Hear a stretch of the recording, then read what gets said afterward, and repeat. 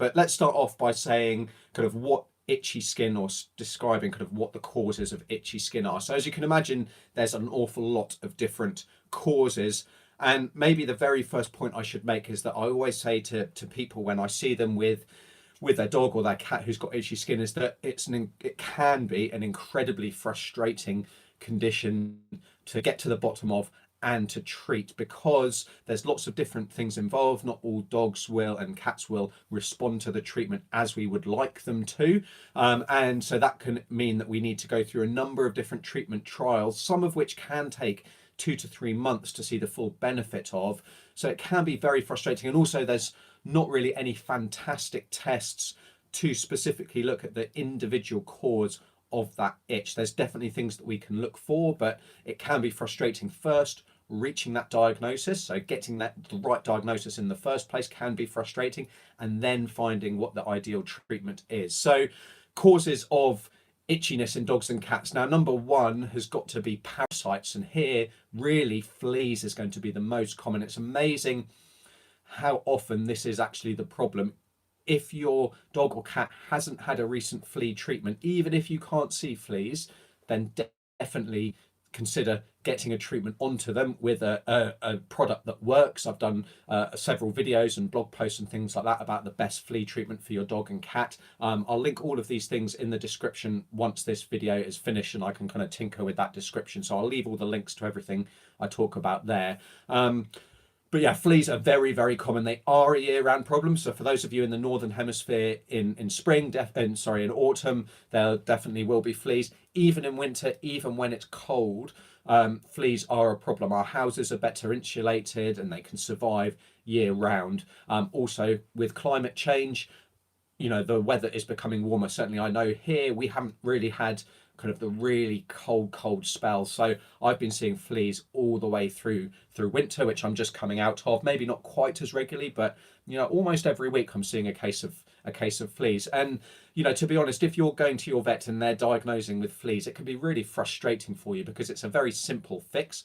Also, as vets, fleas are the stinking worst. They absolutely are, because once you've got a problem with fleas, it can take a long time to get on top of that problem. But I'd say as vets, we do recommend year-round flea prevention. And so it's very frustrating if you're going to have to spend a consultation fee, which is often, not an insignificant amount of money, just for your vet to run a flea comb through your pet and find evidence of fleas. So I've got a post about how to check your cat for fleas, but you're not always going to see adult fleas on your pet. You will when there is a really severe infestation, but they're fantastic at hiding, especially if you've got a dog or cat who's black or brown, has got dark fur.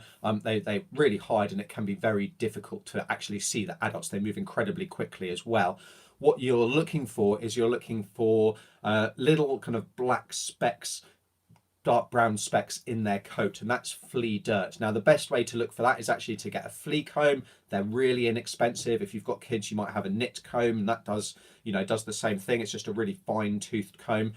Brush that through their hair, pop it on a bit of wet kitchen roll or cotton wool or something like that, and give it a rub. And if it's turning a reddy rusty kind of brown, browny red, then that's flea dirt. Your pet has got fleas. Even if you can't see adults, definitely get them treated. But if you haven't treated them for fleas recently, you can't see that, but they've just started to itch, definitely something to consider. So fleas are one type of parasite that can cause this problem, can cause itchiness. The other main type is mites, and there's a couple of mites that we think about. The main one is going to be scabies, Sarcoptes scabies, which is a mite. It burrows into the skin. It kind of makes tunnels within the skin. It's incredibly itchy.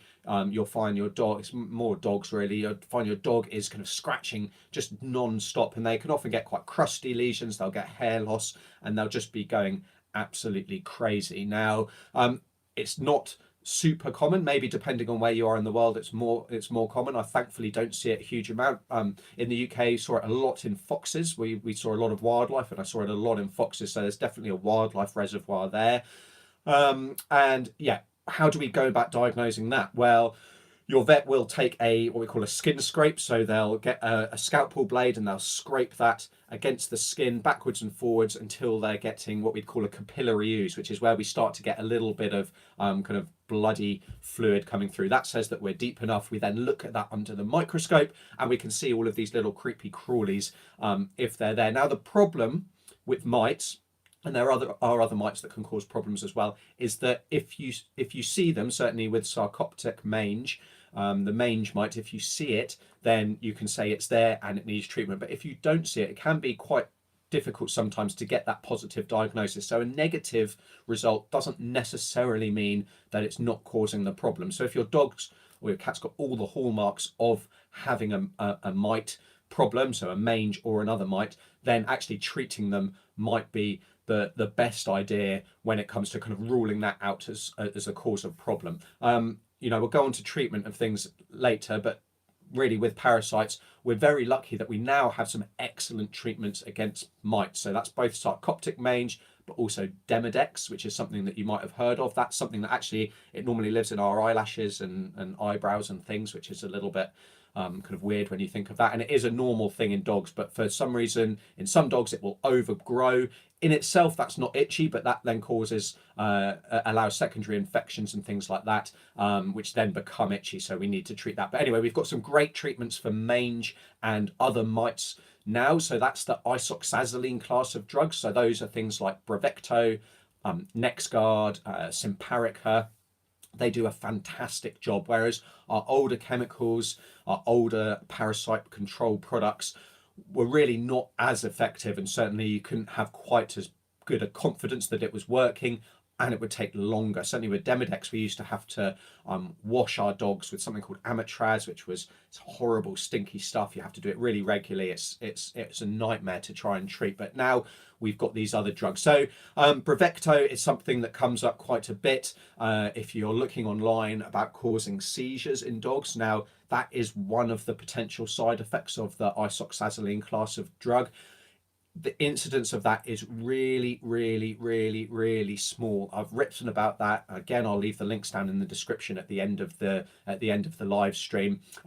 But it's things that you should be aware of. Equally, I always say this: anything that we give, any intervention that we do, any health decision that we make for our pet at all, whether that's what to feed them, whatever, there's going to be pros and cons, risks and benefits. Hi, Georgie. So really pleased that you could join us, because I think it was you who asked kind of to talk about itchy skin.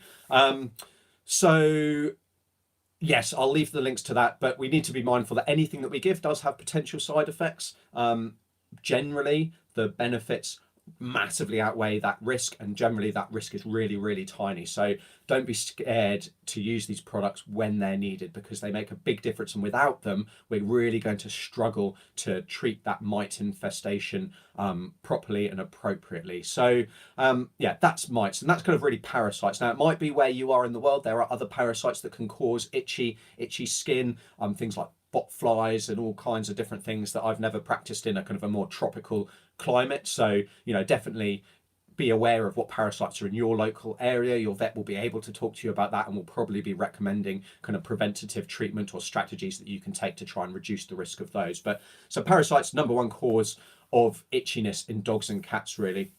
Now, the next most common is allergies, but I'm actually going to move allergies right to the end, because it's kind of probably our biggest topic here. And so the next one I want to talk about is just skin infections. Now, skin infections can definitely cause itchiness.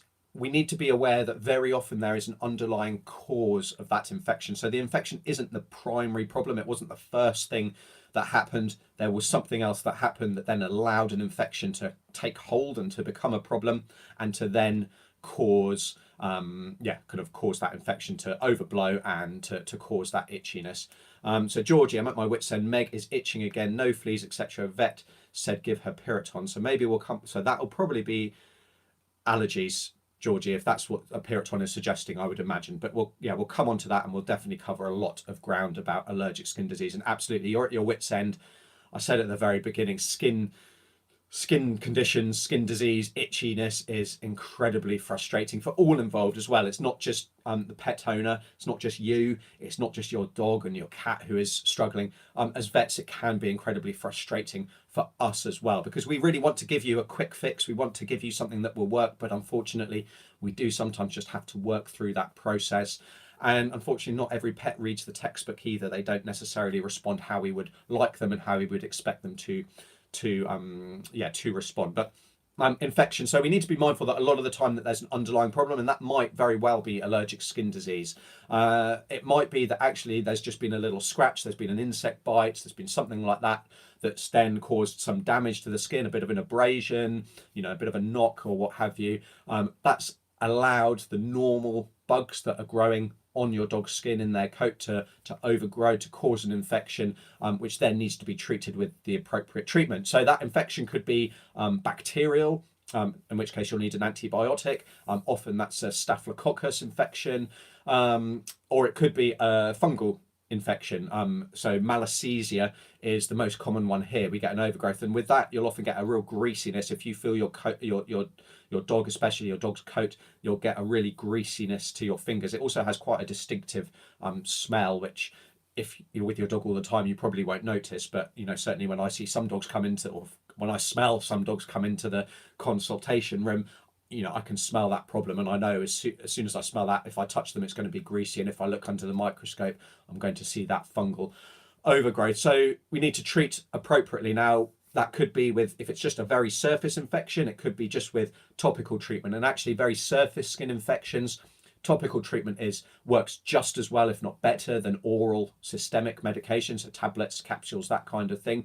But also, it's much better use, it's much more responsible use of our antibiotics. So you'll be aware, I'm sure, that there is a big problem with resistance to antibiotics, with antibiotic resistance, and we want to be using our antibiotics responsibly. So for surface level infections, we can treat very effectively with products that contain things like chlorhexidine, is a really good one. There are various other ones as well. So it might be that you just get a cream. It might be that a shampoo is more appropriate. That kind of thing. For deeper level infections, you're going to need tablets, and certainly for significant fungal infections, that those can sometimes be needed for a long time. As a general rule, though, even for a bacterial infection that's a little bit deeper, the general recommendation, certainly by dermatologists, is that we treat for a minimum of 3 weeks, because what can happen is we can get visual cure, so it looks like the infection's gone if we're just using our eyes, but actually to get proper cure of that infection, we need to treat much longer than that visual cure, and that's generally 3 weeks is the recommendation there. Now, other things that we get if you've got a thick coated dog, so some kind of Labrador retrievers, that kind of thing, they can get something called a hot spot, which is where they get kind of moisture trapped by their skin, they get a bacterial infection, and it goes from being nothing to a massive problem, incredibly itchy. It's a patch, it's often on the side of their face, maybe their neck or their shoulder. It's incredibly sore, it's incredibly itchy, and it's really moist, it stinks. They won't let you touch it just because it's so sore, and it can become a real problem very quickly, like I say. Now, if that's the case, we're going to need to do all of these things that I've talked about, but also maybe clipping that coat if your dog will let you as well, or if your dog will let your vet, because you really are going to need to be taking them to the vet to get the appropriate treatment. So infections, next cause of itchiness in dogs, along with parasites. I've then got kind of skin problems in general, which is it's kind of a little bit of a cop-out because it covers a whole load of different things. Now, that could be your dog has got a problem with scale. They've got a very scaly skin type and they need treatment for that. They're scurfy. They've got quite a greasy skin. It could be they've got kind of another problem. It could be they've got a hormonal problem that's causing issues with their skin that's then causing them to itch, for example. So that's certainly something that could be going on. We've got anal gland disease next. Now, if your dog is particularly itchy, if they're nibbling around their bum, their back end, their tail base, that kind of area, if they're scooting their bum along the ground, that they don't always do that. So don't take that as a reliable source of a sign that they do have anal gland disease. But if they're doing that, they're kind of targeting that particular area, then anal glands that have become more full than normal. They become stretched, they're irritating, and so your dog will be kind of chewing and scratching to try and relieve that irritation. That's the only way they know how to kind of to try and do something. It's just like us scratching a particularly itchy spot. Seeing your vet, they're going to be checking the anal glands definitely if they're just targeting that one particular spot, and then giving the treatment that's needed. Now, you can also get anal gland abscesses, which you'll see clearly if you kind of lift up your dog's tail. Cats can get these as well. It's not so common. Anal gland problems aren't so common in cats, but they definitely can. That's something that it may be a regular problem. So the pets that get this anal gland disease, it might be something that's just a one-off or every once in a blue moon, but it might be a regular problem. And some animals will need their anal glands expressing on a very regular basis. There are things that we can do, kind of high fiber diets, different things that we can do to try and reduce the chance of that, and to investigate that as a problem more. But definitely we need to be thinking about anal gland disease. And then I guess the final one before I then go back to allergies is going to be, is your dog actually itchy? Now, that might seem like a silly thing to ask, but for example, if your cat is just licking themselves all the time and they're licking themselves bold, we'll think, well, they're itchy, but it might be that they're just anxious, they're stressed, and that's causing them to lick themselves like that excessively. That then releases endorphins, so it makes them feel a lot kind of happier about life, albeit for a short period. But they can strip themselves bald completely. You're so thorough. I keep typing out questions and then deleting them because you're already answering it. Great to hear. But yeah, keep those questions coming. And if I'm not answering it now, and Georgie's on Facebook, this is question. Patrick is on YouTube. I'll try and get to them at some point. I'm hoping to cover everything. There's a lot to cover, so I'm kind of aware I'm probably talking quite quickly as well. But anyway, we'll try and get through everything. We want to know, be sure that your pet is actually itchy. So cats, it can be stress. It could be pain as well. So if your pet's got arthritis, for example, in one joint, then they might be licking that one particular joint, and that might again release endorphins, and help them, albeit in the short term. Dogs also, if they're bored especially, but also if they're anxious, they'll lick one spot. Often they'll get something called an acral lick granuloma, which is what we call it, and you might see it because it's often on the kind of the inside of their wrist. If you imagine this as your dog's hand, kind of on the inside there, they'll get it's like an ulcer, but it's not as red and raw necessarily as another ulcer or a mass. It will become thickened as your dog does it for longer. That can be a sign actually of boredom and or stress as well. It can definitely cause itchiness once it reaches a point, because it will then develop an infection, which we may need to treat. But there are underlying problems as well. So it might be that your dog or your cat isn't actually itchy at all, and there is another problem. They're painful, or they have got some kind of behavioural problem, if you like, be it that stress or boredom or something like that. Excuse me.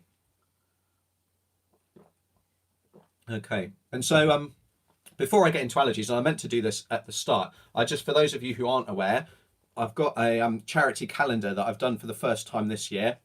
If you head over to ourpetshealth.com /calendar or /calendar preview, but if you go to the main page, there we go, you can see it there. It's got it's my charity calendar, so it's supporting 20% of all proceeds are going to help support the charity Tree of Life for Animals. It's called TOLFA, and I think it's tolfa.org.uk, but the links are all on the site. So that's a fantastic charity over in India, in Rajasthan, in kind of northwest India. It does a fantastic job. It helps with population control, with street dogs and cats. It helps with the eradication or the control, at least, of rabies. They see dogs, cats. They see horses, camels, monkeys, you name it. They do it, and they perform a crucial service in that part of the world, which otherwise isn't well served with veterinary services. I was fortunate enough, I think it's about 10 years ago even, to spend a month working there and seeing firsthand what they do. So yeah, definitely, if that's something you're interested in, it's going to make a fantastic gift for Christmas, if I can say Christmas. We're in October, so I think I'm safe. So yeah, definitely go and check that out if that's something you're interested in. But anyway, I meant to do that at the beginning. Let's move on to allergies and allergic skin disease. So this is really the big one, isn't it? So There's a couple of different, or there's three main, if you like, kind of types of allergy that we get. So we've talked about fleas already, and flea allergic dermatitis is probably the most common cause of allergic skin disease in cats, certainly, and probably in dogs as well, or at least in part in dogs. And while fleas in general will cause itchiness, so your dog and cat will get bitten. If they're getting bitten enough, they're going to be itchy anyway. With dogs that are allergic and with cats that are allergic, they're actually allergic to the saliva of the flea. So in really extreme cases, and again, we see this more in cats than dogs, or certainly I do, one single flea bite can absolutely set your pet off itching like mad. So it seems like a really minor problem. It's a single flea bite, but the response is just crazy. They'll come up with ulcers. They'll get something called miliary dermatitis, cats will at least, where they get lots of little scabs all over the body. You pick the scabs off, they're not particularly inflamed, and they're really kind of tiny scabs. Often it's over their back and around kind of their tail base, which is often where fleas like to live, or certainly where they can't be groomed off as quite as easily. And your pet will be going absolutely crazy. So for animals that are allergic, this is one reason why it is absolutely crucial to keep up that flea prevention year round, because it could take a single flea bite just to set your pet off and be absolutely miserable because they're so itchy. So flea allergic dermatitis, incredibly common allergy for those pets, dogs and cats that are allergic and have allergic skin disease. The next most common one is going to be atopy, so atopic dermatitis, which is, I liken this to like hay fever for dogs and cats, in the sense that it's an allergy to the pollens, to different things that are in the environment. It's not always pollens, it can be dust mites, storage mites, all kinds of different things. But pollens are a big one, which is why we tend to get it more as a problem in spring and maybe in autumn as well, when things are going to seed.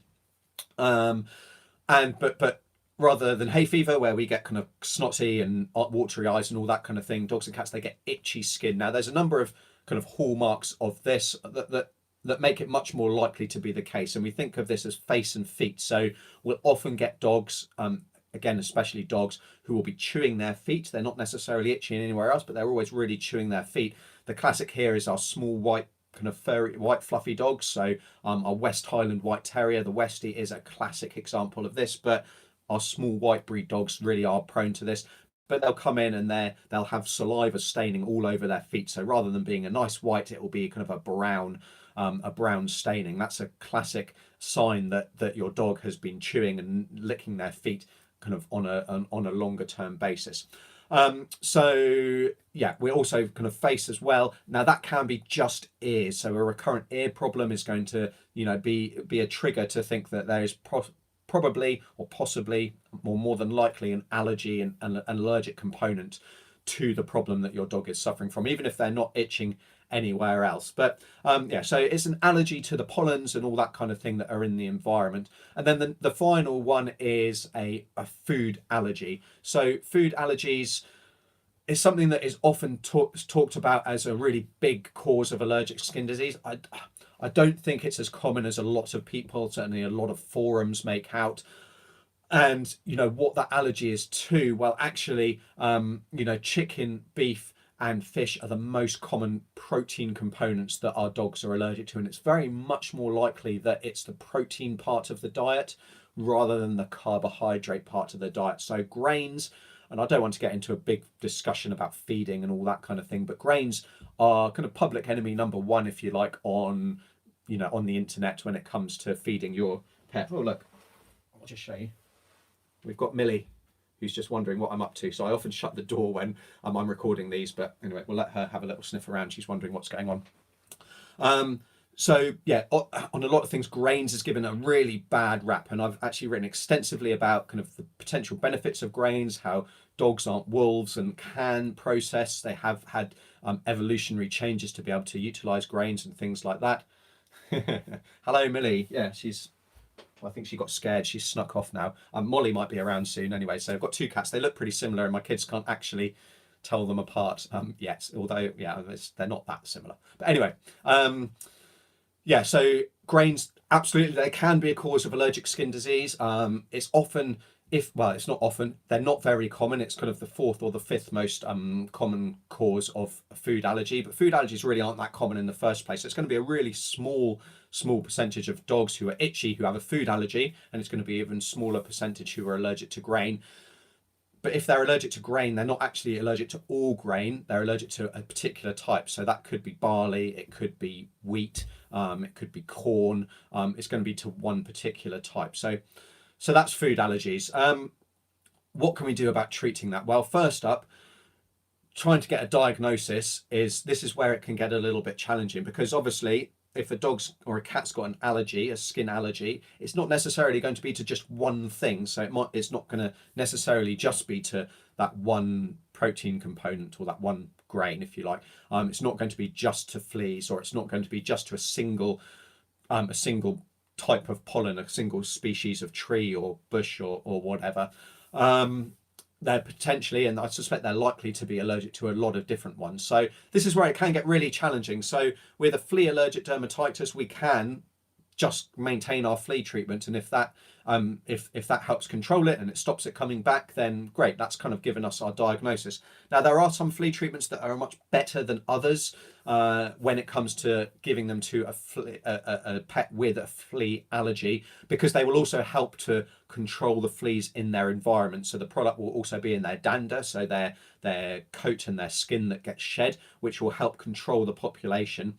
Which will help prevent any flea bites in the first place, because you can appreciate if the product needs to work, or if the flea needs to feed to get the product to then be killed, that's not so great if it only takes one bite to really set your cat off. So there are definitely better products than others.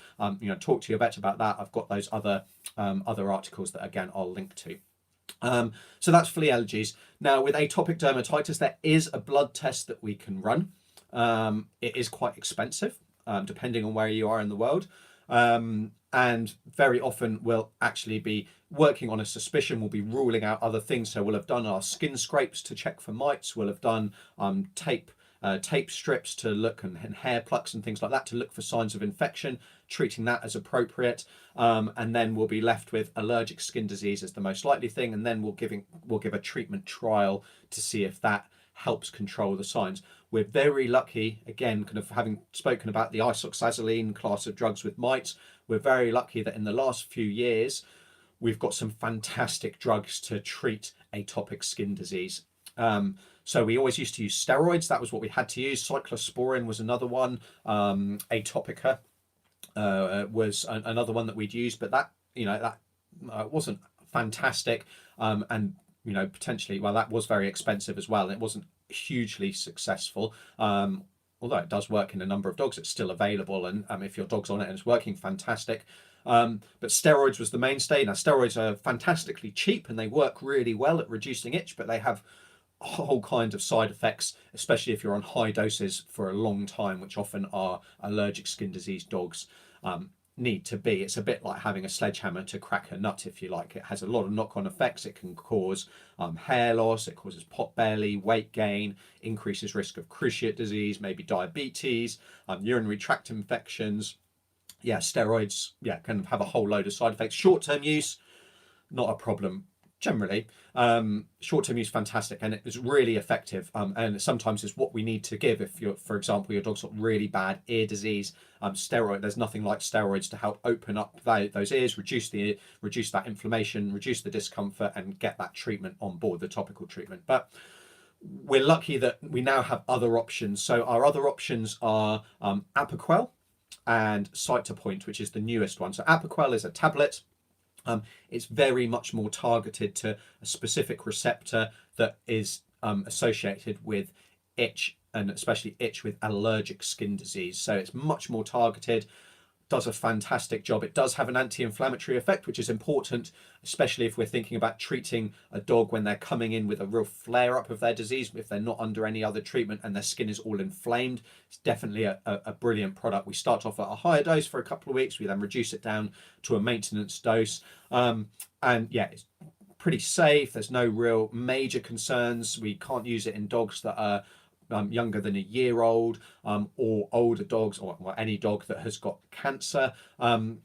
and really that's more of a theoretical risk as I understand it, rather than a proven risk, but it's a precaution that, if your dog falls into one of those categories, then you're going to need to talk to your vet about the appropriateness of that. Now, thankfully, atopic skin disease, and another thing I should mention about that, it's more of a problem in kind of adult to middle-aged dogs, if you like. So we typically see that come on at some point between 1 year of age and about 5 years of age, something like that. Now, some will be a little bit earlier and some will be a little bit later, but typically, if your dog has got a skin allergy, then they're going to start showing signs at that kind of age. If it's really, really, if they're a young puppy, they're not going to have a allergic kind of atopic skin disease. If they're an old dog, they've never had problems with itchiness, then it's not going to be atopic skin disease, or it's highly, highly unlikely to be atopic skin disease. So, that's another clue that might be what's going on.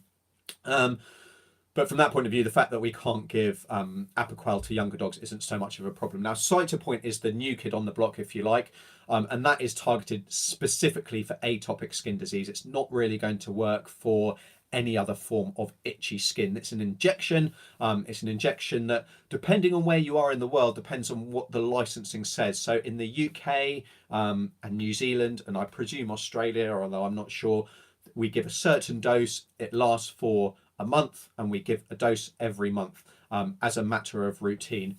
Now, if you're in the States, and I'm not sure about Canada, and like I said, I'm not sure about other parts of the world, but certainly if you're in the States, I believe the label dose is actually a higher dose, and that works for 6+ weeks. And the idea there is that I think you either give it every 6 weeks, or you wait until there are signs that your dog is starting to itch again, and then you give that next dose, and then you can work out what the interval is for your dog with that dose. And do that way. But clearly your vet's going to tell you when your next injection is due, and is going to talk to you all about that. Now, that is a dog specific treatment. The Apoquel is licensed for dogs, but it can be used in cats, and it can be used very successfully in cats. It can do a great job. Something to talk to your vet about. It is a higher dose in cats than it is with dogs, but like I say, it can, be a very appropriate treatment for them, whereas the Cytopoint is just a dog only product. Now, the Cytopoint is very clever. It's our first biological product that we have for pets. Certainly one that's licensed, and what that means is actually it's an antibody. We're giving an antibody, so that is a naturally occurring product. The amazing thing about it is that about 90% of it is just a dog antibody. So it's something that your dog is going to produce themselves potentially, or could in theory produce themselves.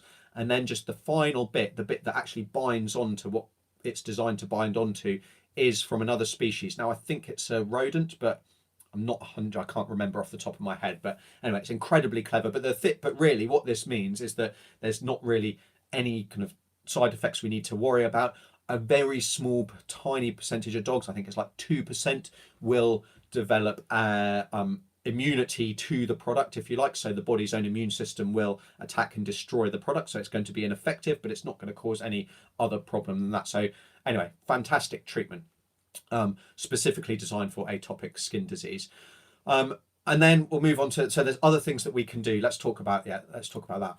Right, so other things that we can do to manage atopic skin disease, because it's not all about drugs, and it might be that your dog actually doesn't, and your cat, if they've got an allergy, they don't need any of these medications. So maybe they need the steroids, or the Apoquel, or the Cytopoint, or the Atopica, or whatever it is, in the short term to control that flare up. But there are definitely other management things that we can do, and that we absolutely should be doing, to make either the dose that we need to use less, or to allow your pet to be maintained itch-free without needing these drugs, because they are expensive. That's the downside of the newer drugs, certainly the Cytopoint and the Apoquel. They're very expensive drugs, especially if you've got a big breed dog. For small breeds, it's a little bit more affordable. But unfortunately, as you know, if you've got a big breed dog, medication costs can really mount up, and these drugs aren't cheap, although for a dog that's miserable with allergies, they're worth every cent, in my opinion. But there are definitely other things that we can do. So we want to be avoiding other causes of itch. So this goes back to things like flea treatment, making sure that's well controlled. If you've got a tick problem, tick bites can be irritating when the tick falls off, and they can also cause disease. So we want to be controlling ticks anyway. Reducing dust mites in your pet's environment. So, if they're just in the house, then you're going to be just doing the vacuuming and everything like normal. Washing the bedding though, very regularly. If they're in a kennel, making sure that's all cleaned out well.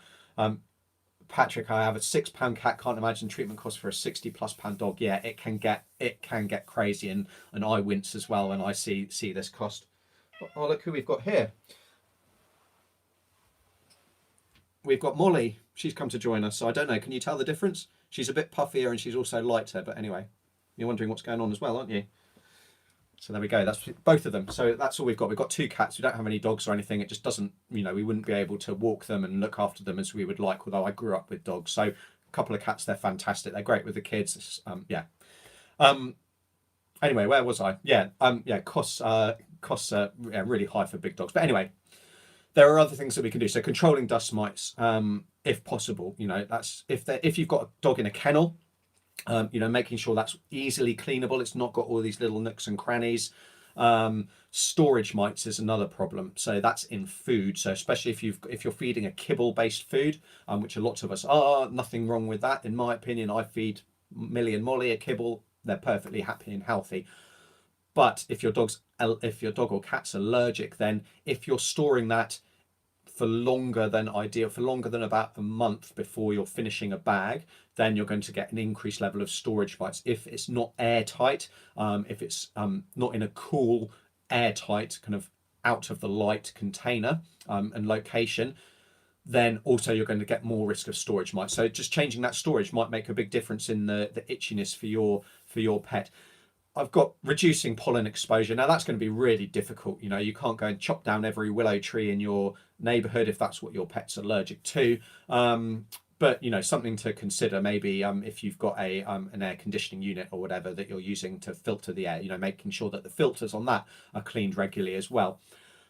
If you know that particular food triggers your dog, and I'll come on to food allergies in just a bit, if food triggers your dog or cat, and Patrick, this is for you especially as well, then, trying to avoid that. Now, I know you're trying to work through, what that is, but if you know that, if you've worked out what it is, then avoid that at all costs, because it can just take one mouthful to to cause a flare up. Recognizing that a skin infection is developing, because our dogs with allergic skin disease, they are much more prone to skin infection. So a big problem is that you'll get an increase in that level of staph infection, or the yeast infection, the fungal infection, the malassezia. And even if you're then controlling the allergy, you've got this infection which has already kind of been set up. You need to treat that, get rid of that, to then get that itch resolved. Now, so just recognizing that, and that can be with regular shampooing and all that kind of thing. So that's another thing that we can do. We need to try and optimize our dog, and our dogs specifically, I mean cats as well, if they do have a greasy skin, if it's scale, but washing a cat is a lot harder. I certainly wouldn't like to wash mine, but it may be something that needs to happen. But dogs specifically, we can wash their coat. That serves 2 purposes. It will help if we're using a medicated shampoo, if we need to. It will help actually just control and eliminate that infection, but it also has the action of washing out any pollens, any allergens that have collected in the coat next to the skin. It washes those away, and so it just reduces that allergic stimulation. The best shampoo to use, that's going to depend a little bit on your, what's happening at the moment. So like I say, if they've got an infection, then a specific medicated shampoo is what's going to need, it's going to be likely the best thing to be given. So talking to your vet about that, and you'll probably be aware of what that is. If they've got particularly greasy coats, there's no infection, but they do have a greasy coat, greasy skin, or lots of scale, kind of scurf dandruff, then different shampoo might be needed. If they're just having a real flare up of their allergic skin disease, there's a couple of different shampoos. So there's Allerderm and Duoxo Calm have been shown to reduce that level of itch just because of what's in that shampoo. It's got kind of an anti-inflammatory, anti-itch effect, and that's been shown. If it's just a general maintenance shampoo, then you kind of want to avoid soapy shampoos.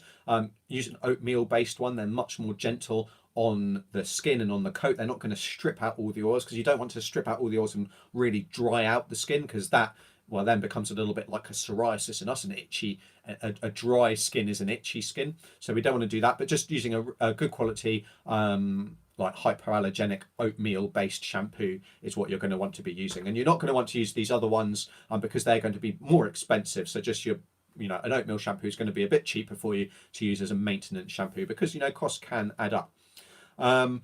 Excuse me. Cleaning also we need to talk about ears as well. So like I said, ear disease is a common sign that there is an allergy going on. So if your dog is getting recurrent ear problems, and I think I spoke about ear problems last time or the time before that, but just regularly cleaning out your dog's ears, maybe once a week, every couple of weeks, using an ear cleaner, get rid of wax, help remove any debris down there, help kind of dry it out and reduce inflammation, so it helps prevent an infection taking hold. Now, anti-allergy medication, so we've talked about kind of those big ones, but antihistamines, so Georgie, antihistamines can play a role. So there's a number of different antihistamines. Now, the difficulty with antihistamines is that their action is quite reliable in people, in us. So if we've got hay fever, then often an antihistamine is all we need to take to really help with those symptoms. With dogs, unfortunately, it's not quite so simple. So only a proportion of dogs will respond to a particular antihistamine, and that response isn't common across all antihistamines. So it might be that Piriton does a great job and you notice an improvement in your dog with Meg. And if you do, fantastic. But it might be that it's only about 20% of dogs, I believe, will respond to antihistamines or to a particular antihistamine. So it might be a case of needing to try different ones.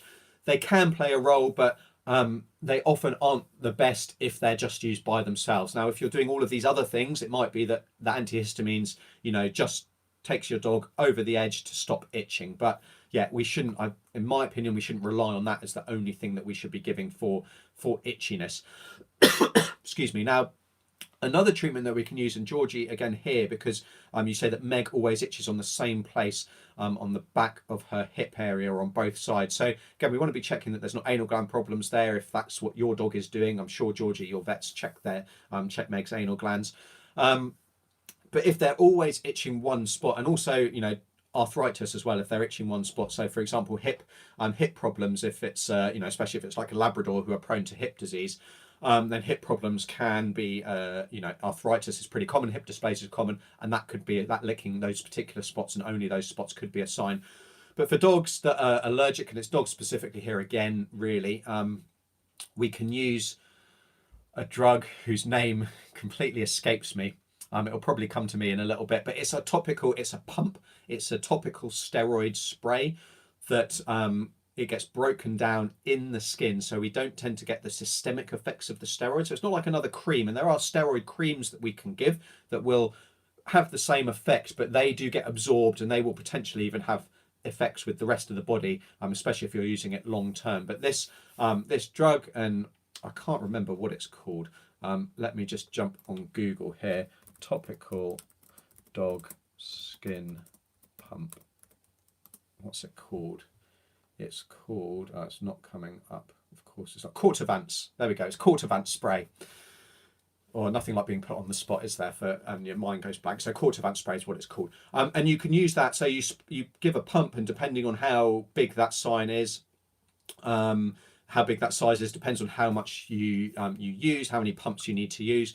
But that can be a fantastic way of really tackling a localized itchy spot caused by an allergy. So I'm honestly clueless. You can go months with no itching, then it returns. You mentioned hormonal, and I think it may be, well, it certainly is. She isn't spayed because she has silent seasons, and vet isn't happy to spay her. Well, I guess that's another topic. I think we can spay a dog, female dog, when they're in season. It's potentially a little bit riskier. There may be other reasons, Georgie, why your vet doesn't want to do that. So I don't want to contradict them, but yeah, and probably spaying isn't going to be related. So hormonal things, I'm thinking maybe hypothyroidism in cats, or hypothyroidism in dogs. Certainly Cushing's disease, sorry, and almost had another mind blank there. Cushing's disease, so hyperadrenocorticism, can potentially cause skin disease and itchiness, although that is an increase in steroids, so you might get kind of skin lesions without itchiness. And then, yeah, there are other hormonal problems that can cause that. So yeah, something to think about. And blood tests can be run, but this is an example, a classic example, Georgie, unfortunately, that of why skin disease can be incredibly frustrating, because there are tests that we can run a lot of tests and they can come back either negative or inconclusive or not sure or may not be. There's often a big grey area.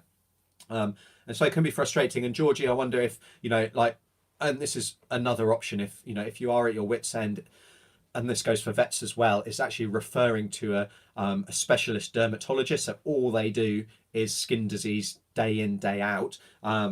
It's going to give you the best chance to actually getting everything under control if you're struggling with everything else that's going on. But anyway, Cortovantia is a particular problem. And yeah, Georgia, I wonder as well, so with allergic skin disease, with atopic skin disease specifically, that is seasonal, or often starts off as being seasonal. So it will be for maybe a few weeks or a month or so in spring, for example, and then may come back in autumn, just when we're at kind of high pollen counts and things like that. Often as dogs get older, not by a certain stretch by any means, but that will go from being, a short period of time, that period of time will getting longer, to being a year-long problem. Unfortunately, that's often the case, especially with our Westie and all that kind of thing. So, yeah, something to think about there. Now, diet. Now, I've already touched on diet when it comes to grains and other things, and we'll talk about that again when it comes to food allergies. I mustn't forget to do food allergies. You'll have to excuse me, I'm kind of losing my voice a little bit. I'm not used to talking non-stop we've been going for over 45 minutes, nearly 50 minutes. But diets can play a crucial role in allergic skin disease and skin disease as a whole. So another problem that we get with skin disease, and one way to think of the skin in a dog who has got allergic skin disease, is like a brick wall, but an old brick wall. So the mortar between the bricks is flaky and there's gaps. So we could think of the skin a little bit like that. So the gaps between the cells, so rather than really nice and tight, they all become a little bit kind of like that. And that's when the allergens, the things that we're allergic to, can get through those into the skin effectively and cause that allergies. Now, skin diets can play a crucial role in tightening up those gaps and reducing or eliminating those gaps. They also can have an anti-inflammatory effect. So we can give, they're often rich in omega fatty acids or omega-3 fatty acids, and they really need to be from a marine source, so a fish oil, effectively, rather than a flaxseed oil. And I'll come on to that in a little bit as well. They'll contain zinc, they'll contain lots of other things as well.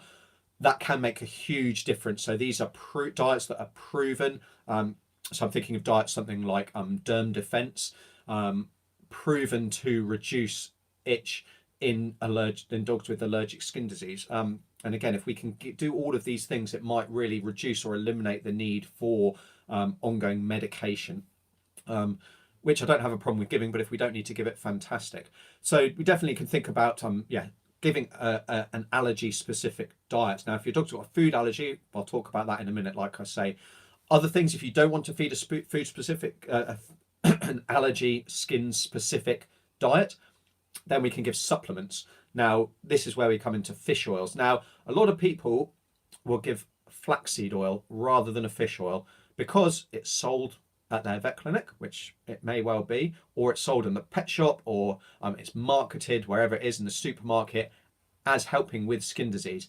The reality is, though, is that dogs can't process the essential fatty acids in flaxseed oil and any other kind of plant-based oil to have the anti-inflammatory effect to what's needed and what's present in fish oil. So flaxseed oils is much cheaper because it can be grown in vast amounts. It's easier to produce, but it's really not effective, not at all, or if at all. Maybe it has a slight effect because of other things, but dogs cannot break it down, is the bottom line, into what's needed and what has the biological effect. Fish oils, on the other hand, are unfortunately more expensive, but they will help with inflammation. They really do have a good anti-inflammatory effect. And so this goes for arthritic dogs as well. So not just dogs with skin disease. Fish oils are fantastic. And, cod liver oil is the classic one, isn't it? And it's, what's said to be good for our health. Yeah, they're really valuable for health in general. Excuse me. So these will be in skin diets. Cats too. Yes, I believe it is. Yes, I believe it is. I will double check that for you though.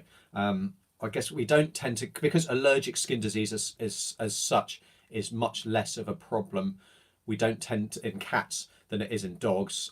It's not something that I will often recommend, and I believe fish oil is going to be superior anyway. But it might be that cats can break it down. Although actually, it's often cats who, when it comes to different medications and things, they do break things down and process things in the body very differently to dogs. So I imagine it is, but I will double check that for you and yeah, get back to you on that if that's okay. So we can add fish oils. Now these are going to be in different supplements. Obviously, there's just kind of cod liver oil. They will be in different supplements again with arthritic problems. And if you've got an older dog who's arthritic, then it's likely that that will already be supplemented with our fish oils. But it can be cod liver. So cod liver oil is a classic one. Salmon oil, krill oil. Our green lip mussel extract is another common one in joint supplements. But it really needs to be an oil from a marine source. There is a specific dose for that as well. And there might also be reasons why it's not appropriate for your dog. So I definitely encourage you, or your cat, encourage you to talk to your vet about what the most appropriate one is for your pet, what dose you should be using and whether it is appropriate. Now, if you are just getting something off the shelf, choose a dog or a pet only one, because human ones are fine if it is just the fish oil, but a lot of them or some of them will have added vitamins, added kind of oil soluble vitamins that can be get to toxic dose levels if we're giving them to our pets. They can also contain sweeteners to make them more palatable for us, and the sweetener here that is a concern is xylitol, which is massively dangerous for our pets. Like one piece of chewing gum in sugar-free chewing gum that contains xylitol can kill like a 20-pound dog. Hi Gabe. So yeah, xylitol is really dangerous and can be in some human fish oil preparations. So definitely I'll be talking to your vet about that, and yeah, getting their recommendations about how much to give your pet as well. And then the final thing that I've kind of touched on as well with treatment for allergic skin disease and atopic skin disease is actually blood testing and then allergy shots. So having a vaccine produced specifically for your dog against what they're allergic to. Now that is a long course of treatment, multiple vaccinations effectively, and it's something that's produced specifically for your dog. But it's kind of the one thing that we've got that has the potential to cure your dog from their allergy. So that's something to talk to your vet about. Again, it's pretty expensive. It's a long-term commitment, but it may be that it's the right thing for you, for your family, and for your dog as well. So that's kind of the final kind of way we could go about treating atopic dermatitis. So the last thing I want to talk about before I lose my voice is food allergies. So food allergies, yeah, I don't think they're really as common as maybe people make out. There definitely is going to be a subset of dogs that do have a food allergy. Now, food allergies is probably the most difficult thing to diagnose because blood testing is useless. Now, you'll see on the internet, you'll see blood tests, you'll see hair tests, you'll see loads of different things and people claiming that they're great at telling what food, what protein or whatever it is, what carbohydrate your pet is allergic to. Don't waste your money. They're not very good at all. They cannot be relied upon, no matter what what people say. And yeah, you'll read all kinds of claims about vets just trying to rip you off with food, and it's easy to diagnose. It's not. Don't waste your time on blood testing, skin and hair testing. Certainly at this point in time. It might be in the future that we do get a better test for it. But really, the only way to truly diagnose a skin allergy, a food allergy, is to do something called a diet trial. And Patrick, this is what you're kind of going through at the moment. But yeah, it's something to talk about here, definitely. So there's a few things that we can give, a few different types of diet that we can give. Now, the first type of diet is contains what we call a novel protein and a novel carbohydrate source. So that is a protein and a carbohydrate that your pet has never eaten before. Now, this is actually really challenging because especially if your dog has been fed a lot of variety in their diet, or they're just fed a stock standard pet shop food or supermarket food that often will have a lot of different things, or potentially contamination. I mean contamination by containing different proteins than maybe the ones that they specify particularly on the label. It can be very difficult to find something, but an example would be like fish and tapioca, or I don't know, tuna and rice, or whatever. But that's really difficult. But if if you know what your pet has always eaten, it may be something that you can do. In my mind, though, the best type of diet is something called a hydrolyzed diet, and what they do here is that they break down the kind of the components of that diet into much smaller pieces. So if you like, they take a chicken protein, which if you like is this long, then they actually break that down into lots of different sized proteins, so into much smaller components that aren't then going to trigger an allergy. They're smaller than is what's going to trigger an allergy in your pet. So that's called a hydrolyzed diet. An example of this would be Hill ZD. Again, they are a bit more expensive because of the technology that's gone into produce these. But that way you can kind of work around the fact that you don't know what your pet's allergic to, and they've had a whole load of things. So prescription diet. So yes, they're only prescription diet, but prescription diet is kind of a bit of a marketing term in the sense that they're designed for specific conditions. So a prescription diet, you wouldn't just be feeding just because you fancy feeding something different to your pet. You're feeding it because your pet has got, or you suspect they've got, a specific condition. So it doesn't need a prescription to buy. You can buy it online. You can buy it at your vet. You can buy it. It may be in other places. So you don't need a written prescription, I guess, is the bottom line. So it's maybe a little bit of a marketing term, but also it separates those from just your bog standard diet. So if it's a prescription diet, you don't want to be feeding that just because your pet's healthy and you just think that they would do better on a different diet. There's other kind of diets that you can look at. So so ZD would be something, and that's one example. There are different examples from different manufacturers, obviously. So that's one thing. So we need to be feeding a specific diet because it's very hard to, and if you're wanting to just remove chicken, for example, from your diet, and you're just looking at the label. Now, unfortunately, because how diets are typically made, they're made in batches in factories, and they're going to be made in factories that are producing lots of different diet types with different ingredients. There is the potential there for cross-contamination, and you only need a really small amount in the diet to trigger your pet. So even if it says it's chicken and it's got no beef in it, if there's been beef made in that factory and they haven't cleaned it exceptionally well, which most diets don't need, the machinery doesn't need to be cleaned as exceptionally well as that, because it just doesn't. Then you're going to struggle to find that novel protein diet. So that's where the hydrolyzed diets come in. But the other problem with doing a diet trial is actually just the time it takes. So you have to feed that diet, so the ZD is an example, and nothing but that diet for 8 to 12 weeks. So that's a really long time. If you've got other pets in the house, really you're going to have to feed them that diet, because if your dog or your cat, and again it is more of a dog problem, but if your dog or your cat gets hold of a mouthful of something else, if you're doing really well and someone gives them a sausage treat, it could be your vet if they don't know that you're doing a diet trial. If you're going to a new vet, and they're allergic to pork, then that's going to just knock you back to square one. So you need to be really vigilant that you feed that diet and nothing but that diet.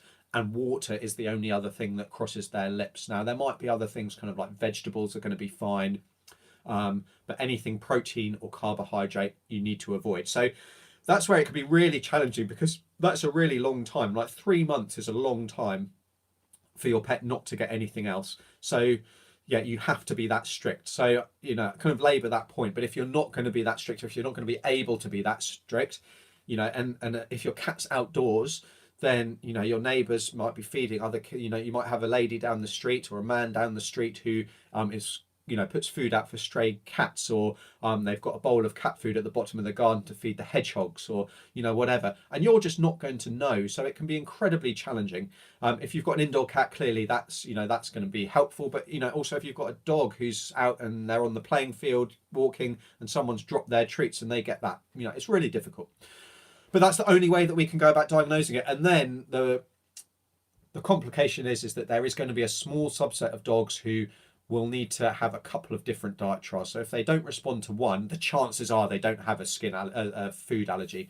But there's a small chance that they do, and they've just reacted to that diet, although in theory they shouldn't, and so you could try a different one. But anyway, so that's kind of, yeah, that's allergies in a nutshell, and that's kind of causes of itchiness in dogs, and all of the things that we can do to treat them and to get to the bottom of it. I'll say it again, it's frustrating. Skin disease is incredibly frustrating. We seem to control it. And the other thing, I guess, the final thing to mention is that it does fluctuate, especially allergic skin disease. So you will have episodes, even when everything is really nicely controlled, you're doing everything, it seems to be settled really well. You'll get episodes where it does flare up again. And you need to then jump back to maybe giving antibiotics or antifungal because it's flared up because your dog or your cat has developed an infection, or the pollens are just particularly bad that year and the stimulation is just overriding the treatment that you're given. But it's also something to bear in mind if, with all of these other things. So, for example, flaxseed oil, it might be that you saw a benefit when you gave it. But the reality is that we know that dogs can't break it down. So it's not going to be flaxseed probably isn't going to be helping. But if you started that when your dog was kind of at their most itchy, well, they were going to get less itchy anyway because it naturally fluctuates. So we can then wrongly assume that it was that intervention that caused that improvement rather than the fact that it was going to improve anyway. And that's a topic for another day, maybe, is like evidence and how you can be sure that things are working. That's a phenomenon called regression to the mean. But anyway, that's something to think about. But it's definitely something to consider if you're looking for miracle cures. And unfortunately, there's lots of things online that will say it definitely helps. I'm going to jump in here and say homeopathy is another thing that relies on this regression to the mean, amongst other things, caregiver placebo for people who claim that it works, because it doesn't. But we need to be careful, because I don't want you to waste your money on on things that don't work. So yeah, I'll elaborate that on another video. Absolutely. So I've talked about some of these things, Patrick. If you have a little look on the YouTube channel, I will leave some of those links in the description as well. But maybe we'll talk about that in another live stream as well. That's going to be a controversial topic if we've got some homeopathy fans in the house. But yeah, the bottom line is I don't want you to waste money on things that aren't going to work. But for those people who say, well, we need a holistic approach, well, what I've just described absolutely is a holistic approach, because we're controlling diet, we're controlling the environment.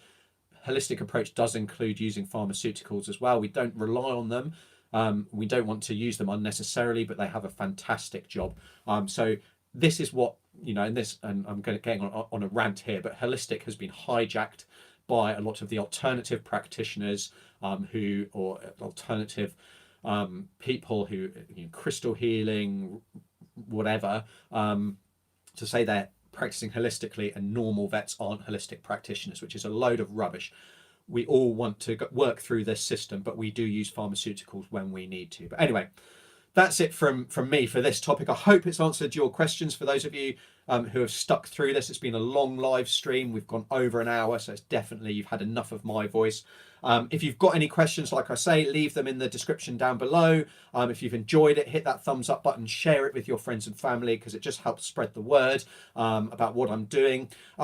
A few other things that if you're just kind of on the live stream on Facebook or even on YouTube that you might not be aware that I do, I've got a podcast, a couple of podcasts actually. I've got the Call the Vet show where I answer your questions every week.